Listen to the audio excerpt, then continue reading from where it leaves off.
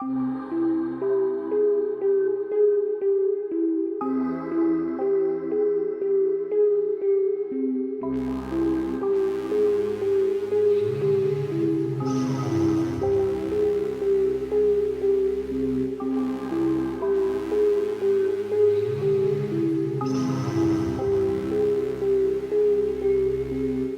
and welcome to another episode of Journey Through Sci-Fi. My name is James. My name is Matt. And today's episode we're looking at the idea of synchronicity. So we're looking at RoboCop and Upgrade. So we're looking at the original RoboCop as well. I just want to make that very clear, the one from 1987. So we're going to be looking at these two films and looking a bit about how AI is kind of merging into the sort of more human realm in these two. Yeah, we've seen it a bit in other films we've looked at, but these two films really focus on human beings melding into one blurred thing with robotics and AI. Yeah. So, shall we kick it off with RoboCop? Yeah.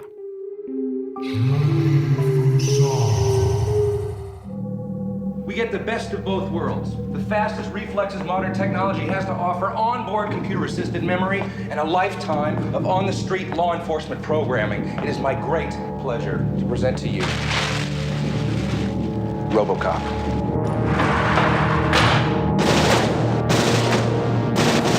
This guy's really good. He's not a guy, he's a machine. Old Detroit has a cancer. Cancer is crime. Let the woman go. You are under arrest. You better back up, pal! Your move, creep. Okay, so RoboCop from 1987, the year of my birth, a sacred year.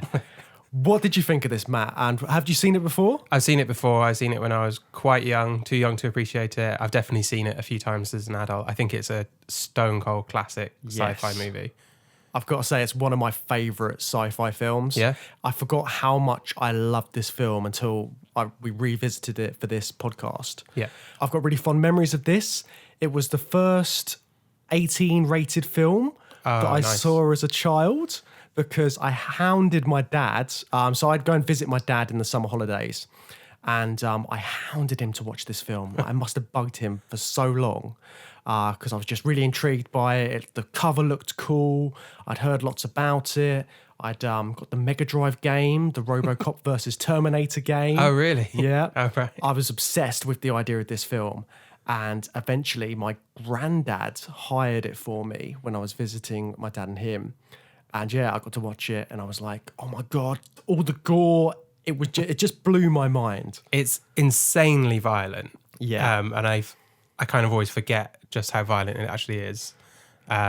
Straight off the bat, not straight off the bat, but certainly within the first half hour, the guy in the boardroom just getting shot to ribbons by ED-209, and not just like shot, but like shot like 100 times. Yeah. And all the blood packs just blowing off him, and he just flies back onto a table of glass. And It's so full on, but it's so good as well because it's like it's stylized. It's really gory, and it's sort of like this crazy hyper reality almost. It's a bit sort of comic book styley, isn't it? It is, and I think it fits in nicely with 2 or 3 other Verhoeven films that are packaged in a way that's really, really appealing to a younger teenage audience who like the kind of flashy sci-fi elements that are really appealing.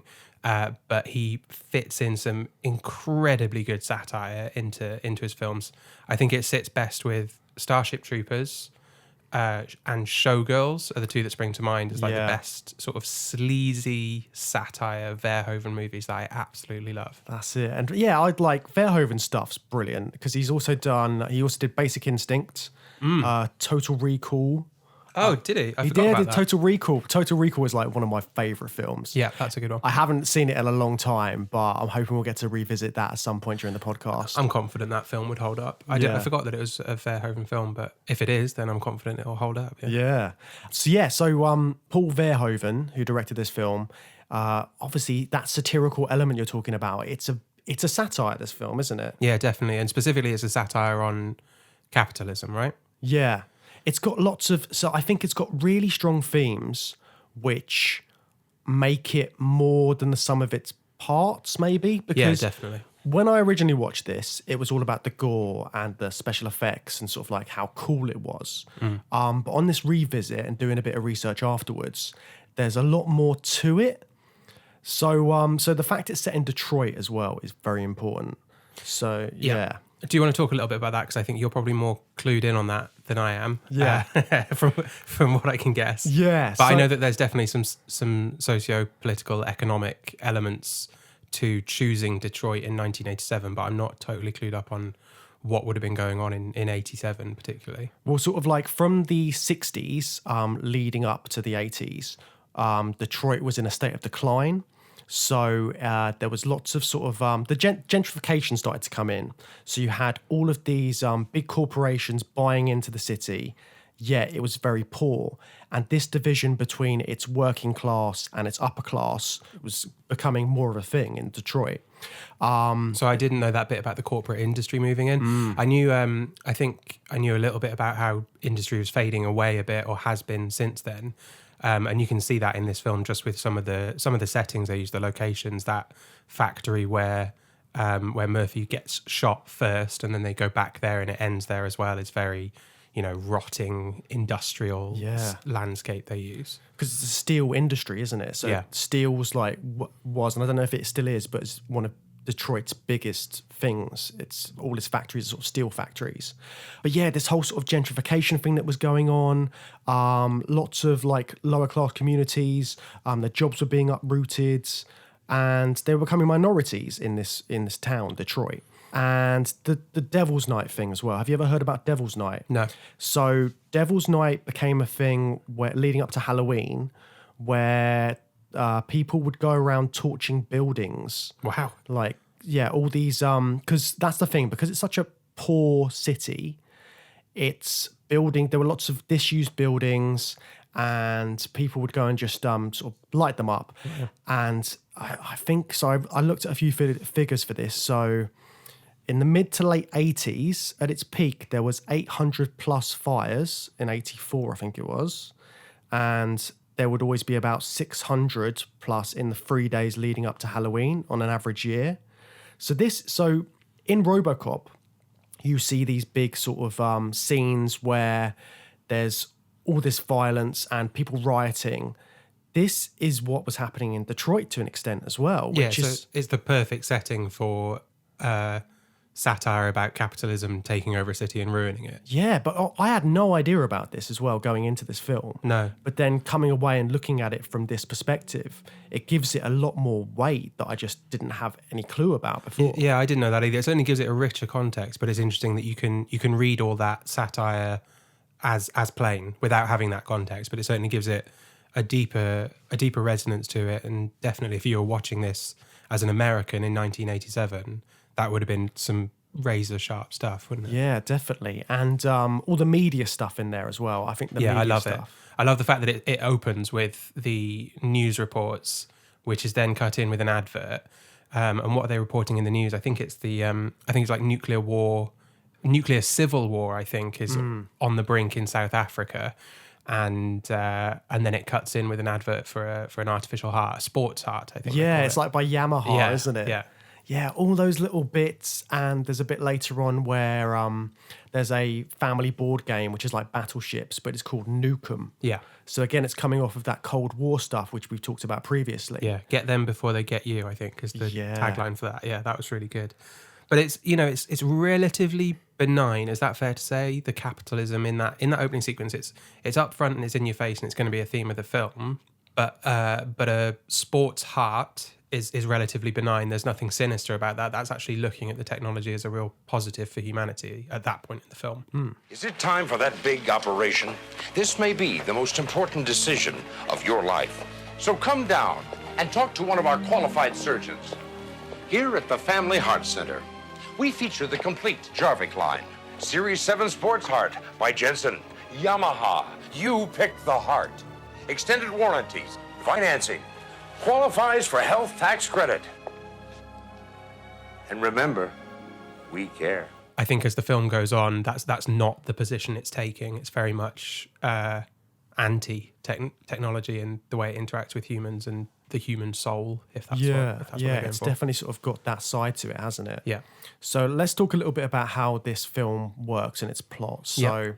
it's a pretty simple plot, isn't it? Yeah. Alex Murphy is a cop who is transferred into a department in Detroit. Transferred in from a much calmer department by the sounds of it. Yeah. Or precinct might be a better word. And he's almost immediately killed by a gang. I think that's like his first or second day, isn't it? Pretty quick, isn't Yeah. it?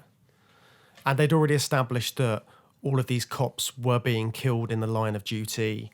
There's a They've big... established that they've just had one die that the department's kind of mourning, and they're threatening to strike over that and other things.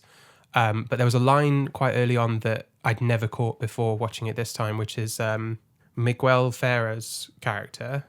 And a quick aside, did you enjoy the two Twin Peaks actors Yes. showing up in this? Yeah, Oh, I like it's that. so good to Ray see those Wise guys. and Miguel Ferrer. Yeah. Ferrer. I hope I'm saying that right. He makes a comment about how they are deliberately transferring in cops to high risk areas based on risk profile, because he thinks within 90 days they're going to have a suitable candidate for their RoboCop program. And I'd never caught that before. Just like the sort of callous brutality of the program was actually deliberately moving cops into areas where they determined they were more likely to die, so they would have a suitable candidate for the program. Yeah, it's really dark, isn't Really it? grim. And I think the reason I missed it before is he reels it off in a very quick business-like way. So it sounds like just sort of jargony, filling up the lines, filling up the dialogue, sort of speak. So it probably breezed over my head a little bit every time I've watched it. But it's such a horribly brutal line that it kind of took me by surprise this time. So technology is a big part of this film. Yeah. It's the main part, really. And so how do they deal with AI? Because the AI is like a small part in this film. Yeah. So Murphy's personality essentially is getting rewritten by something like an AI, isn't it? Or his own intelligence is curbed and limited by a replacement AI. Yeah, so they're kind of rewriting him, aren't they? Yeah. Yeah, because I don't think I properly thought about that. But yeah, that's a very good point, because that is another part where AI is coming in.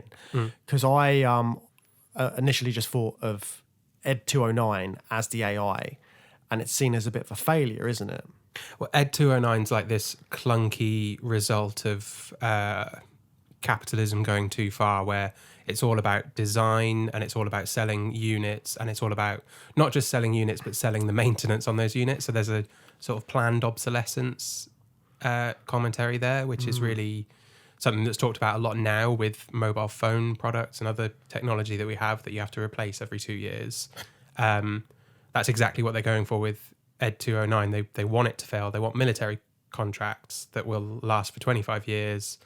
And there's a line that's like, who cares if it works, or something like that. Yeah, because I remember when I first, thinking back to when I first watched this film, I remember Ed 209 being this really sort of powerful, impressive robot. But watching it again, it's just rubbish, Yeah, isn't it's it? like a clunky, stupid chicken with guns. Yeah, it can't go down the stairs. Yeah, that's a good that scene. bit, and it ends up on its back. Yeah. And the weird animal noises which were coming from it as well. Yeah, it makes like a lion's roar when we first see it. And then later it's a much more horrible kind of scream, like pig the Terminator. squeal or something, isn't it? Yeah, yeah.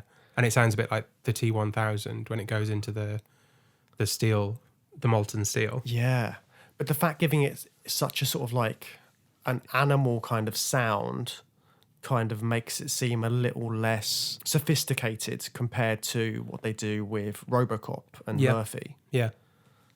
And RoboCop is much more robotic than Ed 209. Ed 209's got all this sort of, animal jerkiness combined with a bit of roboticness, whereas Murphy is this sort of staunch human-esque figure, but made very robotic in his movements. And it's a really good performance by Weller, isn't it? Yeah. The way he moves his body is great. It's very, very different from like Arnold Schwarzenegger's Terminator or Robert Patrick's Terminator even. It's very precise. I love the way he does it. The way he turns, if he turns like a 45-degree angle and his head is always moving at a different different axis to when his body moves. It's so good because the whole thing when he moves his head first, doesn't he? Not always. I was looking for that, and not always. So there are scenes where he will move his head and then his body turns and he walks. But then other times he will actually move his body and then his head follows and he keeps walking. Yeah, and to have that, because that's a proper a lot of prosthetics that he's got on. It's a monster of a costume. Yeah, to walk around like that. So I think in some of the shots, he would only have the top half on, which makes sense because he must be sweating out in that. He literally was. He was losing weight like daily. He was losing pounds of weight through water loss just from the sweat. They had to, I don't know if this is true, but I read they had to install air conditioning. Yeah, I'd into the heard actual that. suit. That's mad to think that they had to go to those kind of extents. And what a horrible costume it must have been. Yeah. But, yeah.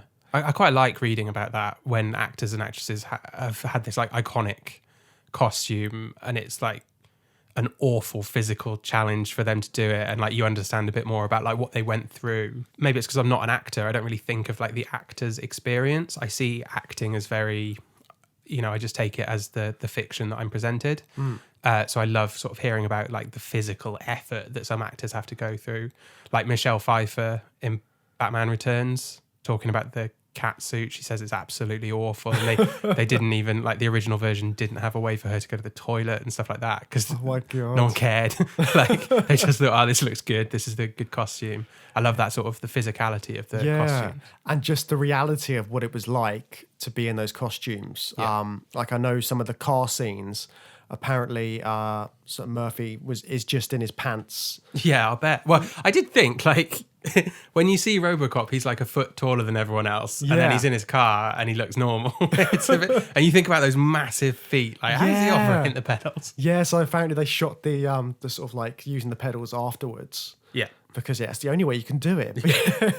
So the special effects do still hold up, in my opinion. Yeah, definitely. They're great. Especially the violence. Just to be honest, it's really great in this film.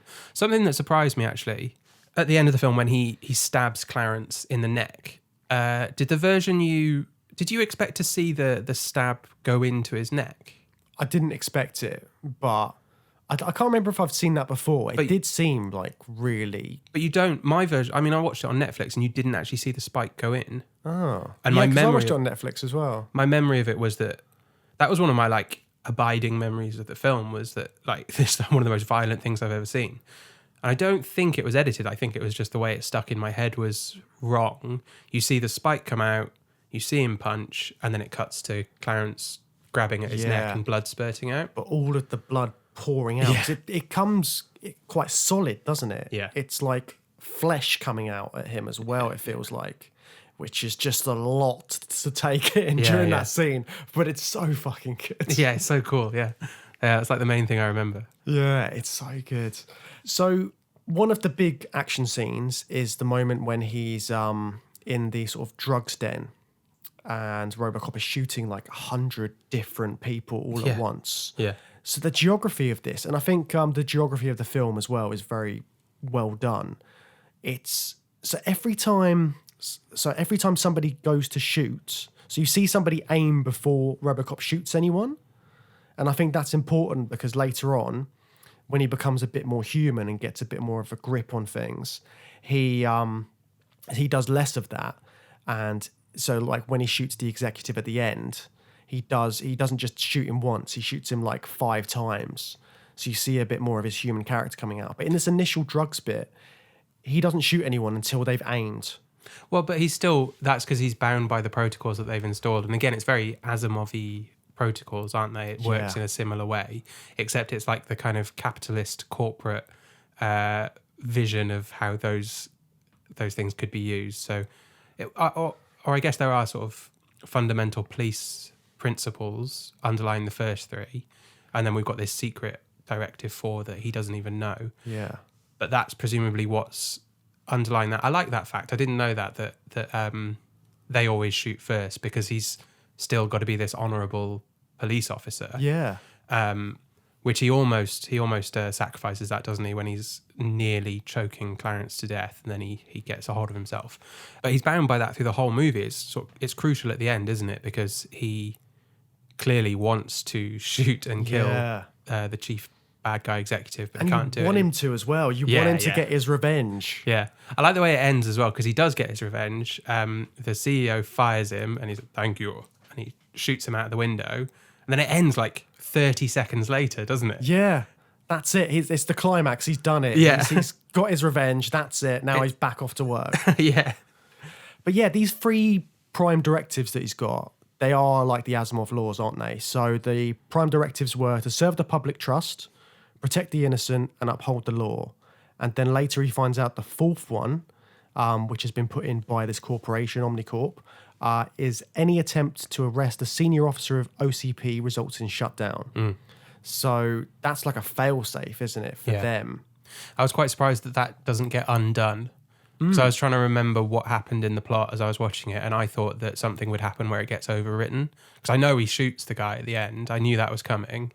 But I couldn't quite remember how we got there in the plot. But he's still completely withheld by that.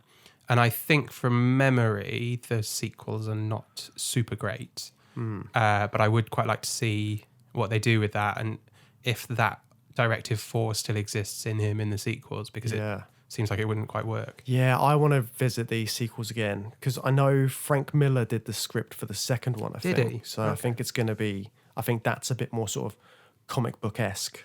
I know that there is, one of them's got an amazing, they keep up the adverts, they keep up the satirical adverts, at least in the second one, because one of them starts with an amazing advert for a car security system, and it's got a guy trying to break into a car and he just gets electrocuted to death. So they kind of hold true to that element of the satire. I think that's the second one, and might be the third one. It would be nice if they keep that up, because it's such a crucial thing that franchising it and sequeling it could lose. That it is a satire first and foremost, really. Whereas the franchisable element is the big robotic cop. That's it. Yeah. Yeah. And the idea of the laws, going back to that again quickly. Yeah. So the fact he's a cop and he's abiding by the law, I think that's really important in all of the sort of themes. Yeah. Right? So, yeah, using the robotic laws to sort of mirror our laws, I think that's quite an interesting sort of take on it.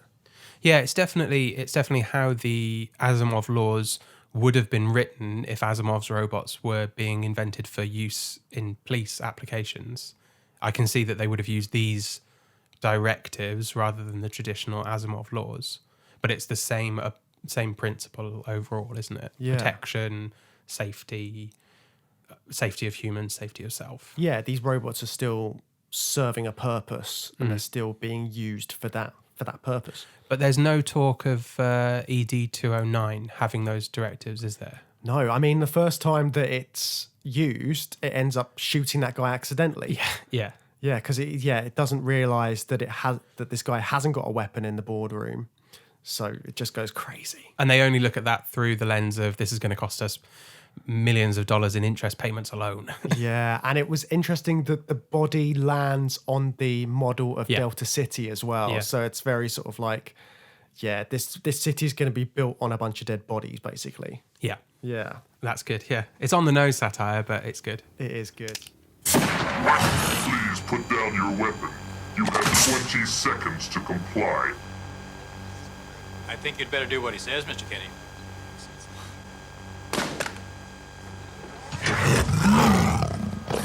You now have 15 seconds to comply.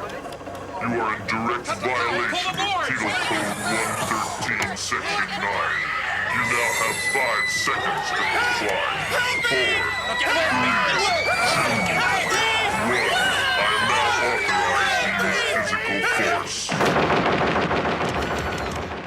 I love OCP as an idea as well. So it's omni-consumer products. So that's very much... So they say they've bought the medical services. They've bought like hospitals. Oh, have they?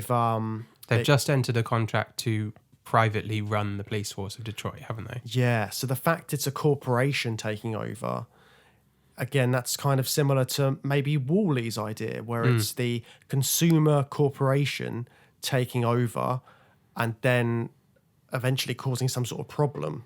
Yeah, it's exactly the same sort of vision as that, isn't it? But a lot more violent interpretation of it. And this is more about gentrification and this upper class corporation full of all these sort of bigwigs want to take over Detroit, make it better for people, but by doing that, they're pushing out people which are working class and have a harder time of it.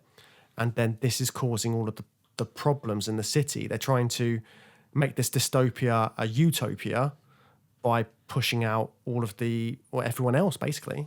So in terms of the way that the film's looking at AI specifically, I think this isn't really as much of an AI film as other ones we've looked at. I think that Verhoeven maybe doesn't have that strong of an opinion on AI specifically. I think if anything, his view might be that AI is less than human, and that humans are inherently better, richer, more complete beings than AI are capable of being. I think that more the message is really about capitalism and the effect it's having on people. Capitalism running riot has this destructive effect on an individual person, in this film specifically on Murphy, but the implication is that it's having this violent, dehumanizing effect on all of society as well. And Murphy's kind of like this directed victim of it. And the result is this him synchronizing with AI in a way that reduces his humanity. And it's a sort of a fight within him to reclaim that from the machinery, from the programming. Yeah, because the whole time you want him to sort of like regain his memories, realize who he is, and his partner keeps going up to him and sort of saying like, "Oh, Murphy, don't you recognize me?" Yeah. And there's little clues that he's still holding on to that humanity. The bit when he does the gun twirl, yeah, which is like TJ Laser, which relates to his kid, because TJ Laser is this program that his kid watched, and he learned how to twirl his gun in that manner to sort of mimic that to impress his kids. Yeah, to impress his kid. And I thought that was really well done in the script, is that he's justifying it to Lewis, saying, well, it's about, it's important for kids to have role models, and kid looks up to TJ Laser, and I want to be a role model as a cop, which would be important to the RoboCop program in a different way, a less emotional way. But then he also admits that he just thinks it's cool as well. So there's the element of it's just an affectation, and for that to continue into RoboCop shows that, the programming hasn't completely unwritten all of Murphy's own programming. Yeah, and the idea of him being overwritten, I think, is really, really good. Because the idea that AI takes over and then is in control, yet humanity is the thing that he kind of needs in order to beat all these criminals at the end. He needs that sort of human level in order to be this superior machine that can do more than Ed 209. Yeah, and it gives him purpose, and it allows him to do something much grander and more important. He could obey the RoboCop programming, stomp around town, beating the shit out of the guy in the convenience store that's trying to hold it up. That montage we get where he's just going crime to crime, saving the rape victim. He could continue to do that, but allowing his memories to kind of take over leads him to solve this sort of conspiratorial crime gang plot that's going on in the city, which is much, a much bigger, web of crime than he would have been dealing with if he just stuck to the RoboCop programming. Yeah. And it's interesting with the rape scene as well, because he shoots the guy in his balls. Yeah. But then the rape victim comes over to him and he just says, "Oh, we'll get you to the right services." I'll notify you are suffering emotional trauma. I'll notify a rape crisis center. Yeah, so he's still, that machine side's there because he's just doing the protocols of that. Yeah, point. he doesn't comfort her. Yeah. He knows what she needs, which is comfort, but he doesn't give it to her. He will direct her. He just says like, here's a helpline, basically. These basically. guys will help you out. And her reaction is a bit like, she's a bit confused, I guess, by that.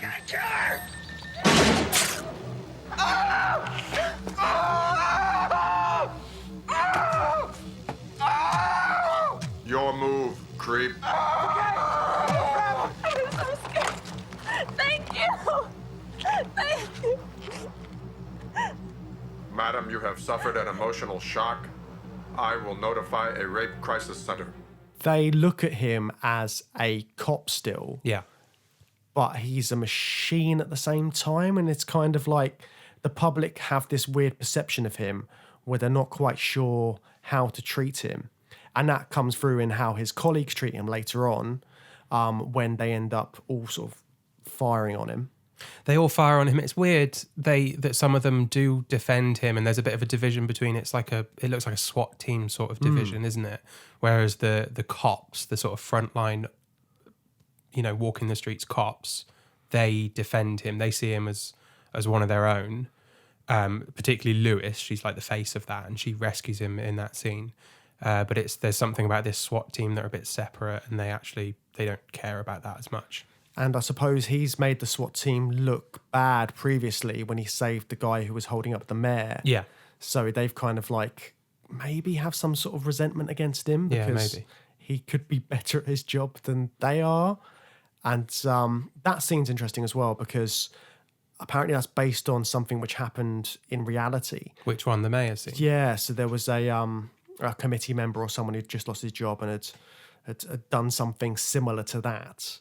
Wow. So again, you just don't think that these things have any sort of root in reality sometimes because they're so hyper stylized. But the thing we're finding in this film is actually it's a lot closer to what was happening at the time than you want to accept, really. Yeah, and the setting for that is really interesting as well because Detroit doesn't look very futuristic in this film. There's some stuff like costumes, particularly like the police outfits. It's like quite hyper aggressively riot gear basically for every cop. Some of the cars look a little bit designed to look a bit futuristic, a bit Mad Maxy, but broadly it's a very realistic city, and nothing looks too futuristic in this film apart from RoboCop and Ed 209 themselves. So it's interesting, this sort of futuristic city thing, because the guy who wrote the script for RoboCop, Ed Neumeier, he came up with the idea for this, and he'd also worked on Blade Runner. So in Blade Runner, you've got cops hunting robots that look like humans in the future, and he sort of switched the idea to a cop looking like a robot who would be hunting criminals. Yeah. And I think it's brilliant, isn't it? Because he's flipped it enough to make it completely different.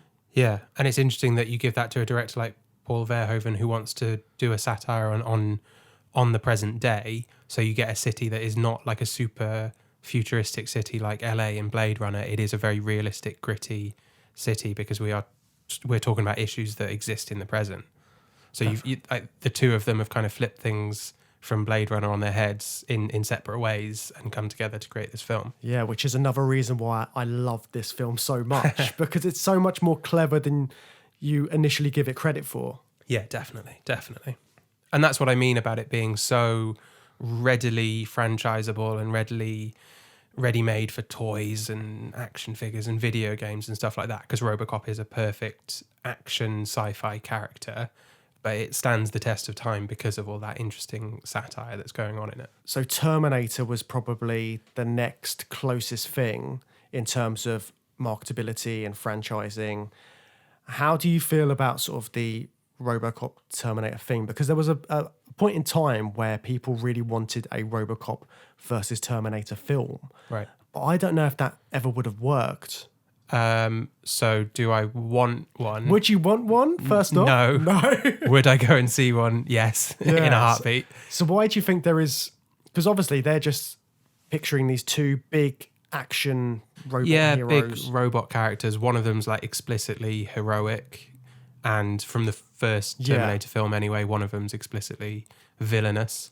So I guess it's a pretty transportable plot, isn't it?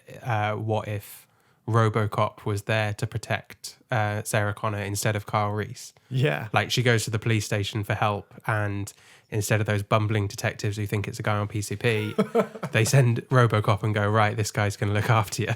I mean, that would... Yeah. Actually, that does sound really good now. I really want to see it. I think you just sold me on that sort of that spec there. I think it would be a really cool film to watch, wouldn't it? Something like that. I mean, I'm sure it wouldn't be executed well. Yeah, I think the thing is the two films are so different in their delivery and what they're talking about. Yeah. You can't match them up into the same film. Yeah. And obviously all the action elements are great in both of them, but it's not just about the action elements. No. There's more going on. What happens in the video game then that you said you played? Is there a plot? I can't remember the plot. I don't think I ever got past the first few levels, to be honest. Yeah, I remember those days. Yeah. But yeah, it was something like RoboCop was basically shooting all of these Terminators in a police station. And yeah, I think they'd come to the future, or they'd come to the past in Detroit or something like that. I can't even remember. That shows how much it worked. Yeah. It's a concept. Yeah. But it was still cool. Yeah, so it didn't take off like the Aliens versus Predator games took off and made all those terrible films. But I think that kind of has more of a way that it can work, because the Predators are hunters, and aliens are, the xenomorphs are the ultimate Killing predator. machines, yeah. So yeah, I think that's why that would work, or that should work. Could work. a bit better. Yeah. So should we talk a bit about how Murphy eventually kind of resists the new programming that he's been given and transforms back into a human somewhat, or I guess he synchronizes, doesn't he? He's brought back to life and he's purely robotic. He doesn't remember Lewis. He just goes around in a montage killing or, incapacitating criminals, as is his programming. It's on one of those trips that he sees one of the gang that killed him, isn't it? And that's the first sort of inclination that he's got some memories that aren't fully wiped. Yeah, because he spots that guy in the petrol station. Yeah. And then, because the guy recognizes Murphy because of what Murphy says. Dead or alive, you're coming with me? Yeah. Yeah. And that sort of triggers it all, doesn't it? Yeah. From that one iconic line. Yeah, it's a great line. So he goes away from that and he gets quite worked up in that scene, doesn't he? He's like saying, "Who are you? Who are you?"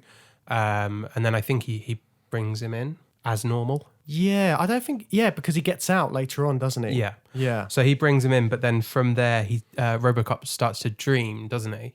I think it's shortly following that he's powered down for the night in his big weird chair, and he starts to have dreams of the night that he's shot, and I think maybe his family as well. Yeah. And these dreams get more and more intense, and then he sort of breaks free from the police station and he visits his family home.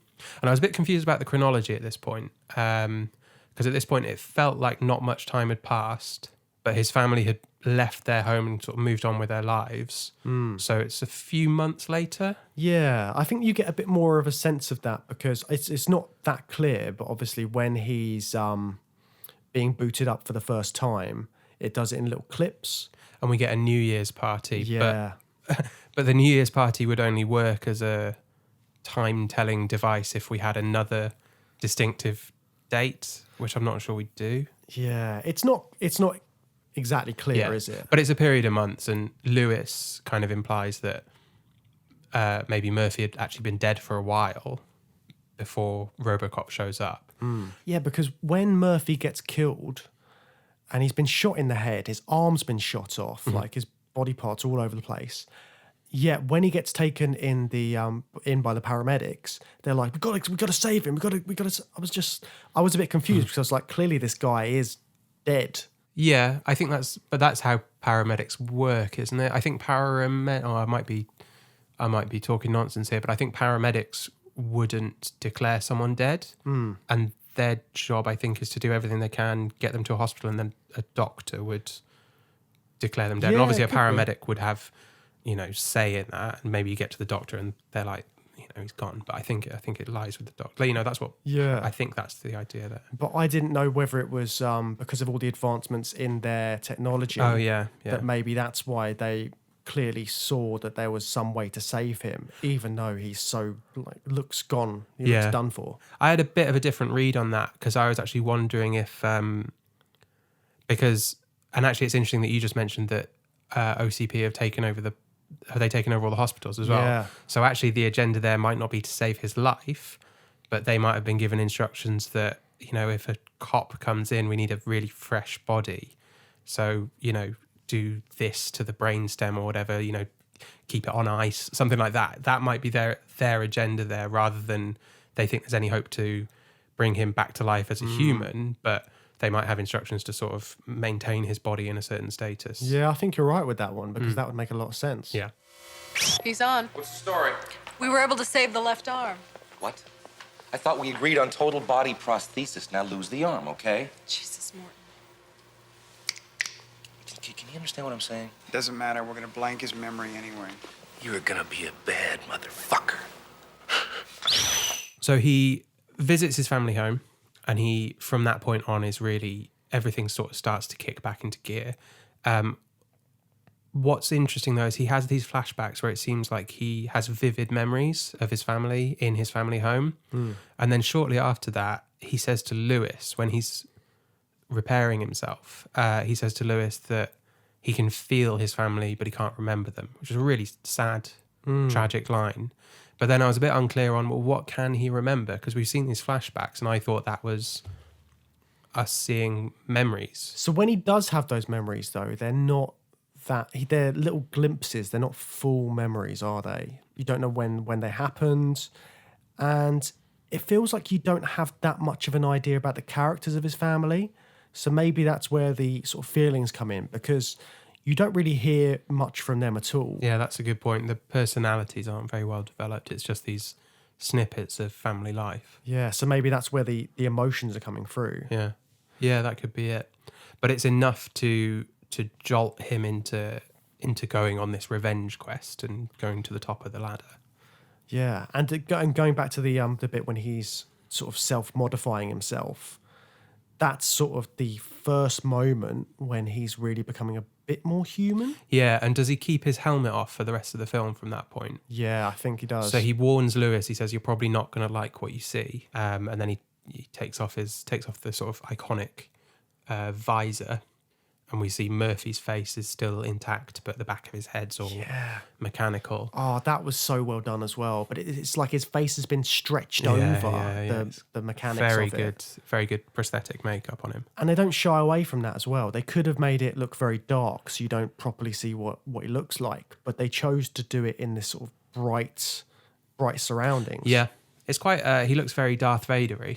Yeah, definitely. Or Anakin Skywalker, I should say, for accuracy. To be precise.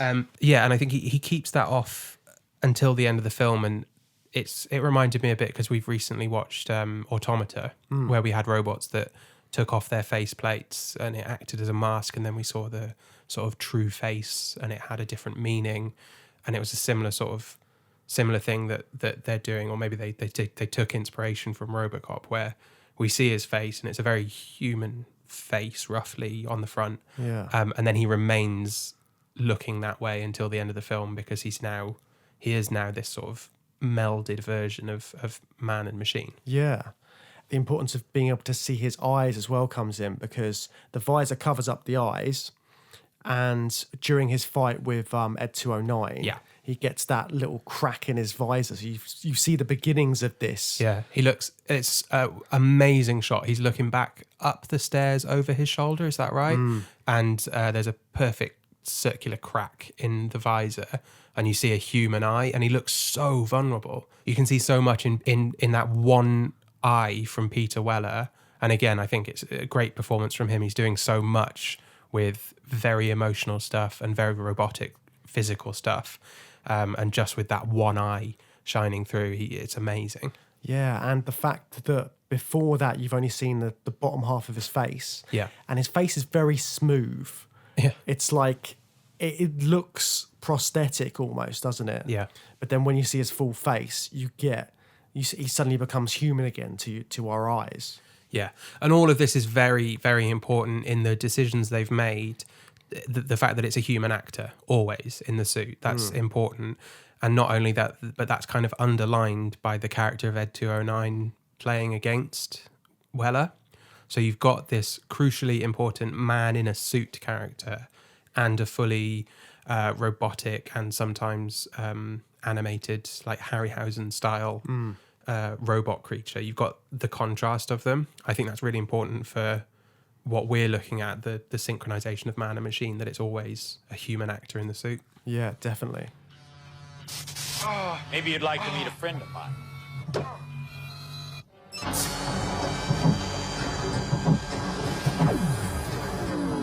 to kill Bob Morton because he made a mistake. Now it's time to erase that mistake.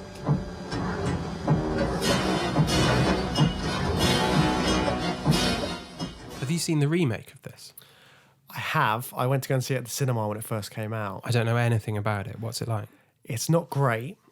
And I think part of the reason that I didn't like it is it's making some all right points about sort of like the Obama administration, that kind of thing, and going overseas. Okay. And does he go? Is he sent overseas? Well, they've sent all of the these initial robots overseas to sort of like take care of whatever country it's set in, and yeah, and it's got stuff about sort of like the media and the way the media can be biased to different political opinions. Okay, so it's satirical. Yeah, it does those kind of bits, and that's what makes it good, but it shies away from the sort of the gore element of this, and they make it a little more about he shoots a lot of robots at the beginning. For me, it just wasn't as effective. It hasn't got any of the sort of poignancy that this one does. Do you know? I think it's a good example of I don't know how RoboCop 3 ends, and I know they made a TV series that I used to watch, and whether that's important for canon or whatever. But I think it's a good example of where it might have been interesting to do a RoboCop 4.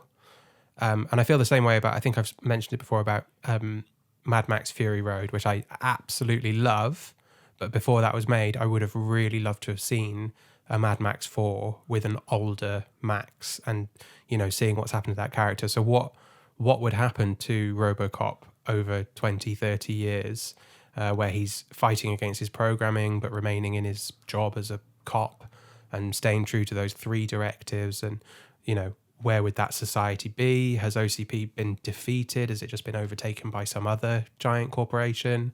I think that would have been really interesting to see, and it's always a bit of a shame when you have these really rich, vivid universes, and the choice is just to sort of use the concept, reboot it, give up on the established plot and characters. Yeah, and that almost came to fruition, that Did it? idea. So Neil Blomkamp was going to do a RoboCop Returns film. Oh, this guy just can't catch a break with his I know. his It would have been sequels. so good. Because he was on the cards for an Alien sequel, wasn't he? Exactly. Before Prometheus, was it? Yeah, And or Prometheus kind of after- railroaded it. Yeah, Yeah. for whatever reason, it just got shelved. And the same things happened to RoboCop Returns, which would have been brilliant. They would have got Peter Weller back. So they had Ed Neumeier on board as well to write it. And it just would have been great. Maybe. I tell you one thing though, I agree with you, that is like it's a shame that Blomkamp hasn't been able to make those 2 films, but at the same time he's probably lucky that he never got the chance to do them terribly. Do you know what I mean? Yeah. Because the fans of Aliens and RoboCop would not be forgiving of a poor attempt at those films, would they? But he's got a great style. He's not like the best director in the world, but I really like his style, and I think he would have done well on both of those. Definitely. And films. he knows what he's doing when Yeah. it comes to sci-fi films. Yeah. And I think that it could have been great. Okay, shall we talk about Upgrade? Yes, let's move on to Upgrade. Looking for the guys who murdered my wife.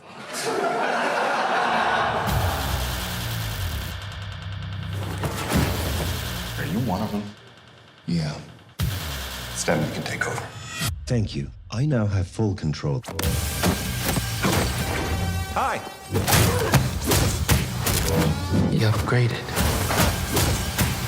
Now you're stronger. Faster. Better than everyone else. So this is from 2018. This is one of the most recent films we've done in our AI series. Almost brand new. It's a Lee Whannell film. How do you say that? Lee Whannell? Whannell. Fair enough. Who's the guy who he wrote Saw? Did he direct the first Saw movie as well? He was in Saw. He was the first the Saw film. other guy, the guy that's not Cary Elwes. Yeah. James Wan directed that one. But there's some of the stuff in this film really reminded me of Saw. Yeah. Because it's Blumhouse as well, which have put together this one. What's that?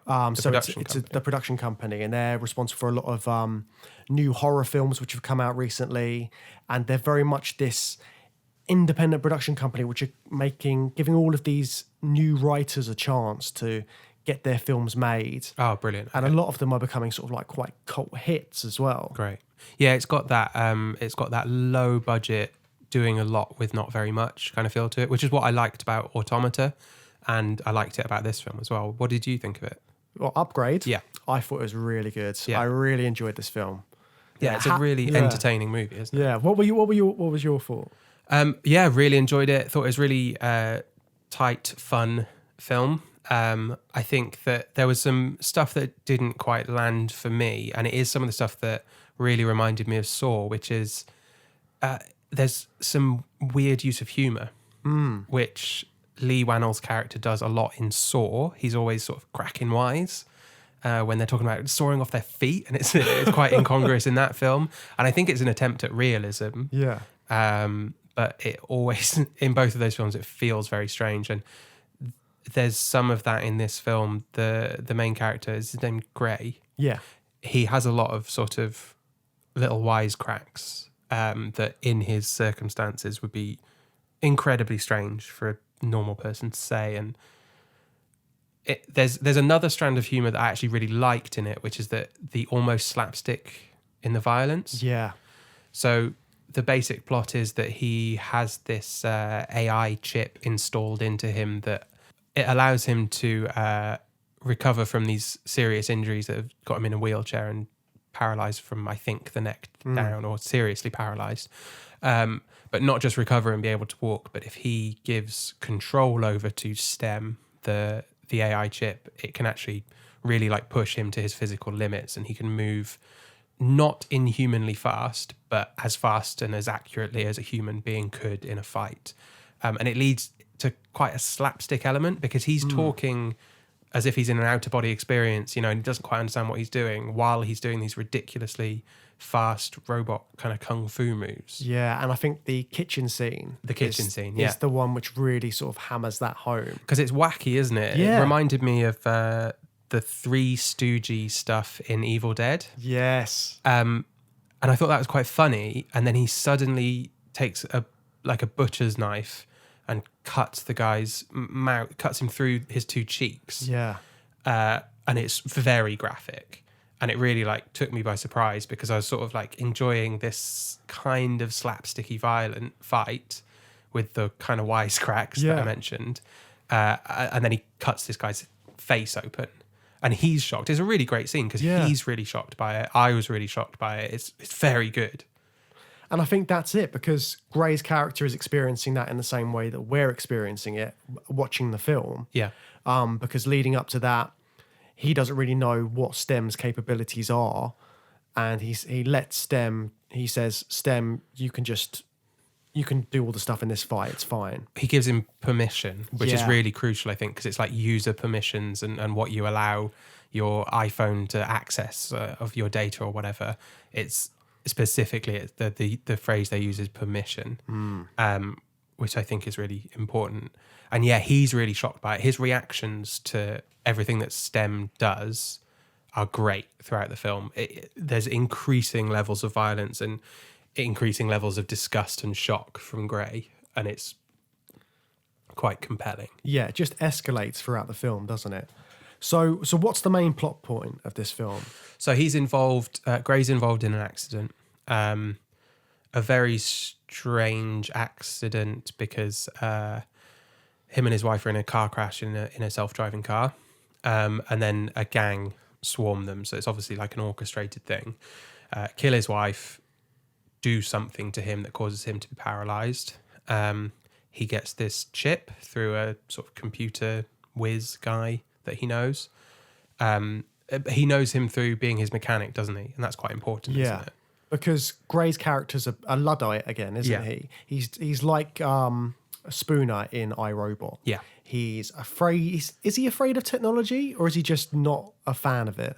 He's a sort of grumpy old man towards it. Yeah. Because in that initial scene, you see him working on a car. He's a mechanic. He likes old style technology. He likes these old classic cars. In that intro scene, he's listening to Howling Wolf, Smokestack Lightning, which is like an old sort of blues song.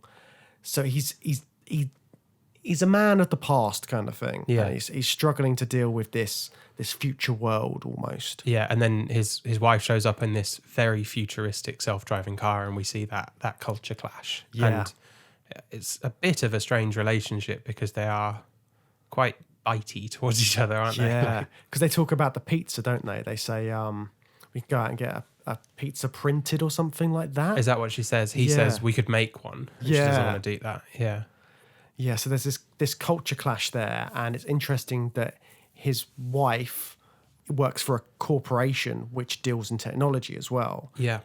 A rival company to the main company that we're going to see. Yeah, so she works for a company called Cobalt. Yeah. And then later on we find out about a company called Vessel, which is the company which creates STEM. Yeah. But that's a bit of a red herring in terms of the plot, isn't it? Yeah. They set up this kind of rival companies thing. And we find out that he's working on this car for the CEO or owner or whatever of Vessel, is it? Who shows them this chip when they go to deliver the car.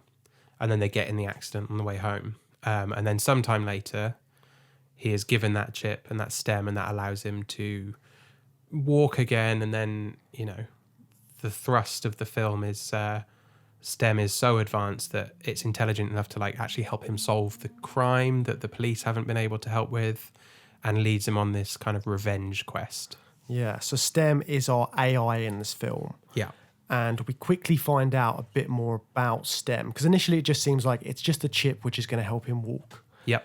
But very quickly, it starts talking to him in a kind of Siri, Alexa kind of way. Yeah. And it's freaky, that moment, isn't it? Because it comes out of nowhere. Yeah, and is it almost implied that no one really knew that STEM was going to start talking to him when it was implanted? Yeah, because there's no signifier before that. So Eron Keane, who's the guy who creates STEM, his character seemingly doesn't know what the implications of putting this chip inside Grey are going to be. It's a trial run, and he keeps going they wouldn't let me test this on humans. They haven't officially sanctioned this, but I'm giving it to you because I want to see what happens. Yeah. And I guess we're assuming that people have seen the film or don't mind spoilers, because there are some big twists in the movie. Yeah, so just the usual spoiler warning. But it's important to say that in this case, isn't it? Because like Saw, it has it goes on to have more than one twist in the last 10 or 15 minutes of this film. Yeah. It's very heavily signposted, I think, in the fact that the circumstances of the car crash at the start of the film are pretty obviously suspicious, aren't they? Because it's orchestrated and this gang moves in and acts. And I think that the most obvious guess, and I think the film kind of, I'm a little bit confused actually about all the twists that happen, but the obvious guess is that Aaron, the head of the company, orchestrated it so that he would have a subject to test his AI on, which does turn out to be the case, but only after a couple more twists on the way, doesn't it? Yeah, so it's not necessarily that though, is it? So that because it hits you with two different twists in the space of about 10, 15 minutes. Yeah, too many. Yeah. I wasn't totally happy with the way it ended because it was just a bit like yeah. So you think that it's Aaron's doing. Aaron was in control, but it turns out that STEM was actually in control the whole time. But before we learn that, we're learning the plot that the gang that attacked him are also upgraded human beings who see themselves as an entirely new race. Yeah. And they claim that they are kind of inducting him into that by doing what they did to him on the day of the crash. That was to create the circumstances that would lead him to getting a chip and joining them and being one of their little brotherhood of upgraded humans. But then we find out, that, like you said, that actually Aaron is the victim of STEM. He's also controlled by STEM, and STEM orchestrated the whole thing. But why? That is the tricky thing. So STEM has been running the corporation, hasn't he? He's been running for quite some time. Yeah. But the reason that STEM wants this to happen is so he can have a human body and become human. Right, yeah. So, and is it specifically the fact that he is this Luddite that has no interest in technology? Yeah, he's like a pure human. That's what he says. He says specifically, you're a human which has no upgrades. You have no sort of tech advancements. And that's why he wanted him, because he can take full control of someone like that. Oh, okay, so it's the fact that it's an open door, that he has no other... But he's already taken control of Aaron, right? So I don't know if he's directly taken control of Aaron. I don't think he's not implanted in Aaron at all. Isn't he? No, because he's just got the little Bluetooth headset. Yeah, so basically all of Aaron's assets, I assume, are being controlled by STEM, because STEM's the AI in control. Yeah, it's a tricky one, but I mean, because they do all these reveals at the end so quickly, and we should just quickly mention that there's a very sudden twist that then is immediately undone and is not a twist, where it looks like Gray wakes up in hospital after the crash and it was all a bad dream. And then very quickly that's undermined, and STEM's given him that reality within himself. Yeah. As a kind of, he's sent him off to pasture. Because Gray's broken his mind. His mind's been broken. Yeah. And again, the fact he says broken as well, that's a very sort of, you talk about like tech and things like that as getting broken. They said it in AI all the time. They said, don't do that, I might break. Yeah. So the fact that his mind is broken, and that's what it leads to, I thought that was quite an interesting little aspect. Yeah. I like the way that this movie kind of builds up into being a horror movie by the end. And it's got a feel of like, for the first half of the film, the synchronization is seen as this amazing thing that gives you superhuman abilities, and you can avenge your murdered wife and do all these crazy superhuman things. But the mounting disgust on Gray's face, and he has to look away by the end of the film, doesn't he? Yeah. When there's a really great bit where he's marching into Aaron's lair, and there's two guards, and he walks in and shoots them both in the head very quickly, but Gray's looking down at the ground. I noticed that bit as well. That's really grim. Yeah, because I've seen this film twice now, and in the second viewing, knowing that STEM's in control the whole time, you can see it more, because there's never a point where STEM isn't in control, really. He orchestrates everything. Yeah. He's always offering to help, so it seems like he's just like helping him out here and there. In retrospect, that offering is very manipulative, isn't it? Yeah. Early on, he needs the explicit permission of Gray to take control, but what he's saying before that is the very manipulative stuff. It reminded me of the early scene in The Matrix where Morpheus is giving Neo instructions like, go down the hall, go left, go in that office, go on the ledge. Yeah. When he's sneaking around that guy's house, STEM's doing the same thing.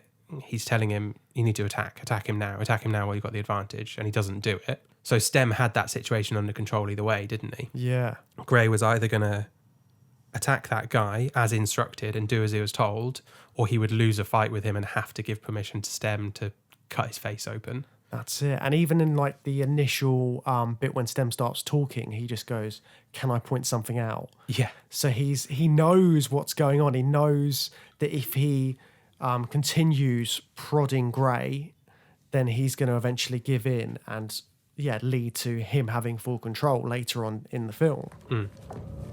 Wait.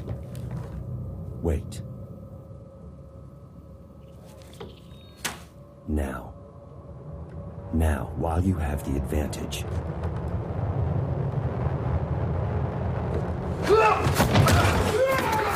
So with those action scenes, the camera movement is brilliant. Yeah, it's Really shot in a like really that. interesting way. It reminded me of like Darren Aronofsky has a sort of, in his early films, a really trademark, the camera's like attached to the actor. So when the actor sways from side to side, they're held in center, and the camera moves with them. And it was the same technique, but at a greater distance. It looked very complex, and I'm not sure how you'd achieve that, probably with CGI.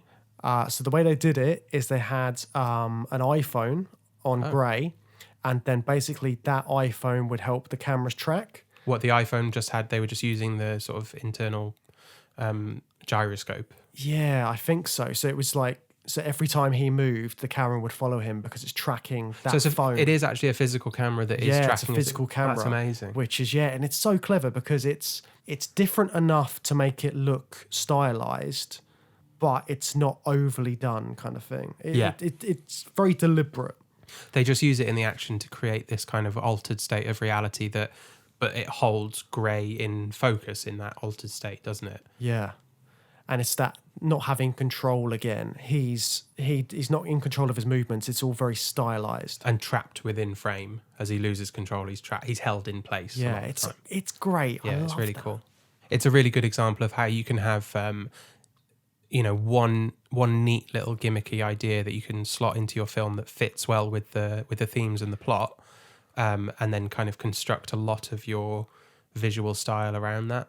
Yeah, because it's a very individual kind of style. I don't think I've seen this sort of technique used in any other film. Obviously, the Aronofsky stuff, and I have seen it in that way, but this seems wholly different.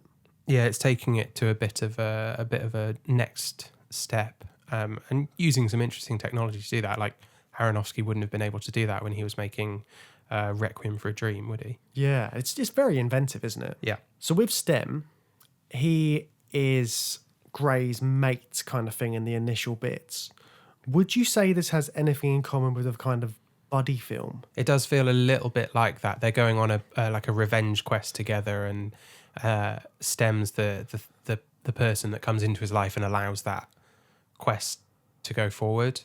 And it's a nice shift throughout the film from sci-fi buddy revenge film to a horror film by the end. And that's Lee Winnell's heritage of the Saw films and Insidious films, and he kind of shows his true colours as a horror guy, I think, by the end of the film. So yeah, because with Saw always have, all those films have twists. Yeah. And this is a film which has a twist. So Lee Winnell's playing to his strengths there, although we've already established that they can be a bit confusing. So yeah, the twist element, the horror element, it's all in there. But it's a genre twist here. Yeah. Because it is a very straight up sci-fi film, and they whack you with some really graphic violence that shakes you up a little bit and works in the context of the final twist, where you realize it is more of a horror film than I thought it was, and it kind of sets you up for that without really shifting the genre early on. But we do twist it into a horror film at the end. Because you've got all of the technology which make it very firmly rooted in sci-fi. The cars, the AI in the houses, the beginning bit when Gray's in the wheelchair for the first time and they've got these robotic arms that are meant to feed him and give him medication. Yeah, and he tries to kill himself, I think, doesn't he? Yeah, so he keeps getting it to inject him with these painkillers until it gets to the point where it says, no, we can't administer anymore. It's going to be fatal. Yeah. But yeah, so they have all these different sci-fi elements, the screens on the tables, all that kind of stuff. But then it sort of moves into the body horror realm as well. Yeah, the guns in the arm. The bad guys have all got guns in their arms, which is very Ghost in the Shell-y, isn't it? Yeah. But I found it quite unpleasant. There's a bit of, like you said, it's body horror. When one of the bad guys is loading his gun arm, he's shoving shells into his kind of elbow, upper arm region. And it feels quite icky to see that, doesn't it? It reminded me of things like Videodrome and Tetsuo. It's got those kind of body modification, body horror elements.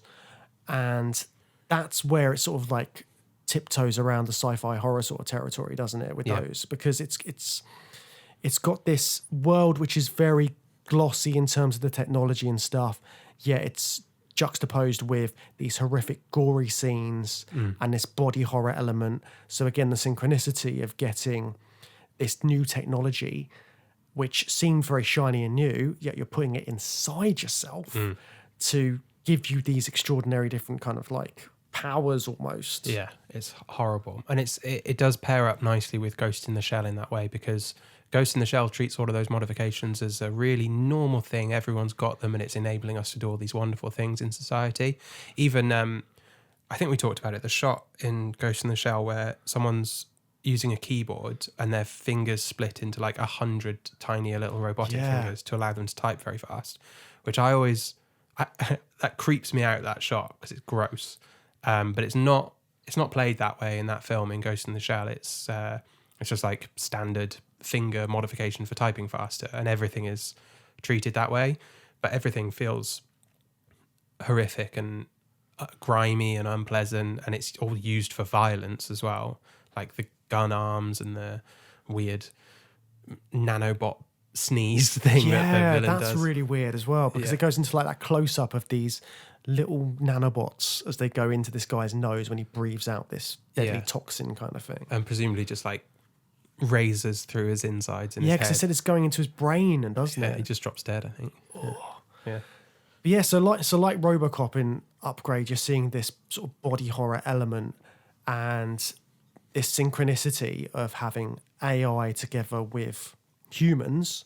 It's making it more freaky. It's like a bit of a perversion, isn't it? Yeah, I think it's interesting the trajectories of that synchronization in the two films. Murphy obviously comes to a point where he finds the balance. So he is man meets machine, and by the end of the film, he's through his humanity making those two things work together. Upgrade, kind of the first half is presenting you that. It's like, look at how amazing it can be when man and machine come together, and look at the amazing things they can achieve. But that's just the start, and it accelerates from there and gets a lot more unpleasant as the machine takes over. So they're going in two different directions, aren't they? Yeah, and it's almost so you haven't seen Alita Battle Angel, have you yet? I have, yeah. Oh, you have. So again, you've got that kind of like body modification aspect, which I think is something which is going to come through more and more in sci-fi films moving forward. Yeah. Because this sort of amalgamation of technology and humanity is sort of like the next step. So it's interesting that these two films are both dealing with that. Yeah. And it's interesting the way that those trajectories go a different way with the sort of 20, 30 year gap between the films. Yeah. With this as well, we've got technology, and in all these other films, we're using technology and we've got a dependency on it. But then in this, it's the technology using us by the end of it. So I think that's like another interesting concept of the film. So what did you think about that in terms of Upgrade?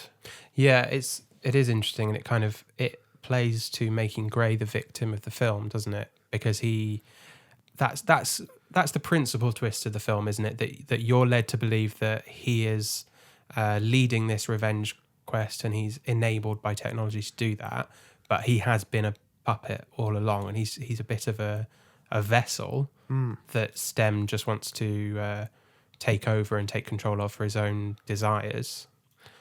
And it's ironic because he is the one character who has no dependency on technology, yet he is the one who ends up being taken over by it. Yeah, that turns out to make him most susceptible to being completely overrun by technology. Yeah, because like we've said, all these other characters have some sort of body modification. They've got the eyes, they've got the guns in their arms. It's such a accepted thing in this society that this world's creating. To have someone who is a Luddite is weird, yet it's the one thing which allows him to become the chosen person for STEM. And that the AI kind of has that desire for that sort of a person, that pure human that's not already overtaken by any other technology. Yeah, and even with all these this control that STEM has, STEM's main want is to become human again. Is it? Because he wants a human body. That's the whole reason he's gone on this. He's orchestrated this whole revenge thing. Does he talk about what it is about a human body that he wants? I don't know. Maybe it's sort of like being able to interact, and then he'll have more control over other people because he's rooted in a physical form. Yeah. Who do you see him like? Like, what other AIs that we've looked at so far do you see him like? I see similarities with Demon Seed. Yeah. Yeah, that Demon Seed's sort of like one of the obvious ones, isn't it? Because again, he wants to be human. There's also there's a final moment where Gray has been taken over by STEM and his eyes kind of glaze over dark, and that's like the sort of physical signifier that he's something else now.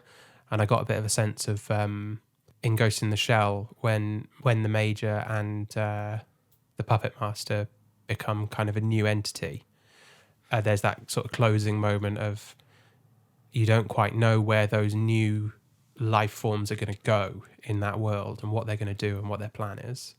Yeah, that's it, because that's exactly what's happening here. It's the same thing as a Ghost in the Shell, this synchronizing of two different creatures, basically, two different species, as they kind of say, because they keep going on about how you can join our race, our new group. Yeah. in the case of the criminal element in this film. Although that criminal element, so on reflection, that criminal element, those guys didn't have their own equivalent of STEM, did they? They were just full of smaller, simpler upgrades. Is that right? Yeah. They weren't working the same way as Grey was with STEM. No, because again, they were controlled by the corporation in the end of it, because they're all Cobalt. Cobalt have made all these upgrades for them. So that's an interesting contrast, because they saw themselves as a new race because of all their upgrades. But what STEM is doing to Grey is much more like creating a new species, because he's a sentient AI taking over a human body and creating something new in the process. Whereas the gang have kind of been more explicit in claiming to be this new species, but it's a very different way that they've gone about that. Yeah, and STEM specifically wants that gang killed so that his species can be the one which take over. So he can still be the one in control. Yeah. So that's why he gets rid of these sort of like these subpar creations, because there's too many variables there. Yeah. Whereas, yeah. So it's got that similarity to Ghost in the Shell, but it's definitely looking at it in a different way, isn't it? I think there's a lot of hope in the end of Ghost in the Shell. They've voluntarily entered into this agreement to become a new thing together, whereas Upgrade is very, very sinister at the end, isn't it? Yeah, it's very dark, isn't it? Yeah, I don't have faith that STEM's going to be doing good things in the world and exploring in a sort of benign way. No, he's got that body, so he can. Yeah, because that's the other thing. In beforehand, he's instructing other people into what to do, so he's got no real control over these people. He's having to be in Erin's ear. He's having to be in Grey's ear. Yeah, he's persuasive and seductive, but not directly controlling. And it's that moment when he finally gets the hacker to change his directives that he starts to be the person who's in control. And again, it goes back to the laws, because once his directives are rewritten, he has the power to do what he wants to with Grey's body. So he can switch himself off. He can make him do this, make him do that. And then by the end of the film, he's got full control. Yeah, without permission. Yeah, without permission. And it's that permission element which is so important. Yeah. Gray's not here anymore. He's in a better place. In his mind, where he wants to be. I've taken over now. A fake world is a lot less painful than a real one. All I needed was for his mind to break, and he broke it. No. Goodbye. So in both Upgrade and RoboCop, we've got this idea of AI rewriting humanity and sort of taking over, which leads us very nicely onto next episode. And our next episode will be about hostile takeovers. So we're going to be looking at a couple of new films. We're looking at, they're both British made as well, which I think is great. So one of them is The Machine, and the second one is a film called Kill Command. So we're going to be looking at those films in depth and looking at the theme of hostile takeovers. Yes, so please do subscribe to the podcast if you haven't already. Please leave a review. It's very good for other people to find us. If there's lovely reviews out there, so please do write something nice. We'd really appreciate that. Recommend it to a friend. Get the word out of the podcast. That'd be really helpful. Thank you to everyone who has already done so. Yes, thank you to everyone who's left a comment or left us a rating. It helps us to really get round the AI of the iTunes algorithms and get the word out about the podcast, basically. So thank you all to everybody who's been listening and commenting so far. If you would like to get in touch, or if you've got any sort of feedback for us, anything you'd like to see us cover, anything you want to talk about, you can see us on Twitter. We are on Twitter at Through Sci-Fi Pod, so that's at Through Sci-Fi Pod, or you can email us at journeythroughsci-fi@gmail.com. We're also on Instagram and Facebook. If you look us up, you should be able to find us. And we've got a lovely website as well. I mean, we've got all the technological marvels that you need in this social media century. We are all over the internet. Thank you very much for listening, and join us next time.